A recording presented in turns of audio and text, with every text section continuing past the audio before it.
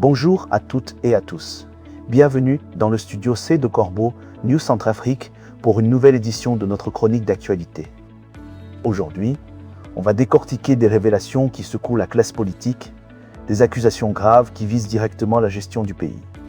Avec moi, comme chaque fois que l'information exige d'être passée au scalpel, Gisèle Moloma, notre journaliste d'investigation. Gisèle, le ton monte et on parle de gestion opaque et de confiscation du pouvoir, n'est-ce pas? Bonjour Martial. L'air n'a jamais été aussi vicié par le secret et les arrangements. C'est un sujet brûlant qui nous occupe et les déclarations de Raymond Adouma, le représentant d'Uberté sur les ondes de Nandeke-Lucas, sont sans équivoque. Il a carrément condamné l'absence totale de lumière et cette gestion du pays qui ressemble étrangement à celle d'une propriété privée par l'exécutif. Une propriété privée, Gisèle? C'est une métaphore forte qui fait froid dans le dos quand on parle d'une nation entière. C'est exactement ça, Martial. La manière dont la 7e République est dirigée crée de profondes déchirures au sein de l'échiquier politique. L'opposition pointe du doigt une emprise sur les fonctions de l'État par un petit groupe de privilégiés. Raymond Adouma a vertement critiqué cette méthode de commandement qui écarte les instances républicaines et surtout l'Assemblée nationale des grandes décisions stratégiques du pays.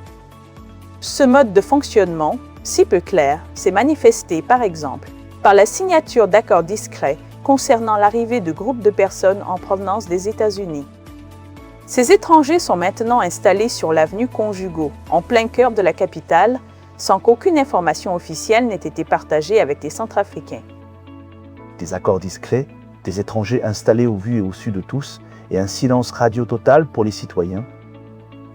Martial, on dirait que l'empereur Faustin agit comme s'il gérait son propre jardin, sans avoir de compte à rendre à qui que ce soit. Est-ce que cette culture du secret s'étend aussi à la communication interne du gouvernement? Absolument, Martial. Cette concentration du pouvoir s'accompagne d'un contrôle rigoureux de la parole publique. Le dictateur Faustin Archange, Touadéra, a purement et simplement interdit à ses ministres d'utiliser des canaux d'information non affiliés. Ce verrouillage des institutions prive les médias et la population d'un accès légitime aux dossiers qui sont d'intérêt national, instaurant ainsi un véritable culte du secret. Les dérapages administratifs ont d'ailleurs été clairs dès le premier Conseil des ministres, où un manque de discipline s'est affiché publiquement avec l'absence non justifiée de 4 membres du gouvernement fraîchement nommés. À culte du secret, une indiscipline assumée dès le départ, on sent que le gouvernail est tenu d'une main de fer, mais peut-être pas dans la bonne direction. Quelles sont les conséquences concrètes de cette gestion que l'on qualifie de patrimoniale sur l'économie et sur l'intégrité de notre territoire, Gisèle? Les répercussions de ce système de gestion privée frappent de plein fouet l'économie et la souveraineté de notre sol. L'octroi, sans véritable consultation, de plus de 100 permis miniers à des entreprises étrangères, y compris pour l'exploitation de l'or dans la zone d'Andesma, se fait au détriment des finances de l'État. Les redevances minières ne constituent qu'une infime partie, 4% seulement, des revenus publics totaux. Pendant que les richesses de notre sous-sol sont captées par des acteurs externes, nos provinces orientales subissent un véritable cataclysme environnemental marqué par la destruction de nos cours d'eau et la disparition des ressources halieutiques. Sans permis miniers offerts comme des cadeaux, des provinces qui pleurent leurs rivières asséchées et leurs poissons disparus, c'est un constat qui fait mal au cœur, Gisèle. Mais qu'en est-il de la population, de nos concitoyens? Comment vivent-ils sous ce régime de l'abandon? Sur le plan social, Martial, les orientations politiques actuelles maintiennent la population dans un état de dénuement complet.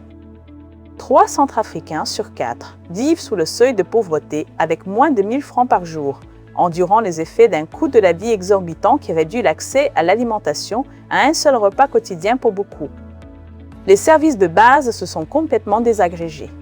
Pour exemple, nos hôpitaux publics manquent cruellement de médicaments vitaux et de matériel de soins, entraînant une hausse continue des décès. Quant à notre réseau routier national, il est réduit à de simples pistes poussiéreuses et impraticables. Un seul repas par jour, des hôpitaux sans médicaments, des routes impraticables. C'est une situation absolument désolante, Gisèle, et c'est le peuple qui en subit les conséquences directes. Merci pour ces informations crues et essentielles. Avec plaisir, Martial. C'était Gisèle Moloma qui nous apportait la lumière sur cette situation inquiétante. Cet article, mesdames et messieurs, est signé par Alain Zillo, notre directeur de publication. Pour continuer à nous informer et nous alerter, n'hésitez pas à nous contacter sur WhatsApp au Fouvet 360 665 15 65 26 ou par téléphone au Bel 20 36 70 000. Merci de votre écoute et à bientôt sur Corbeau News Centrafrique.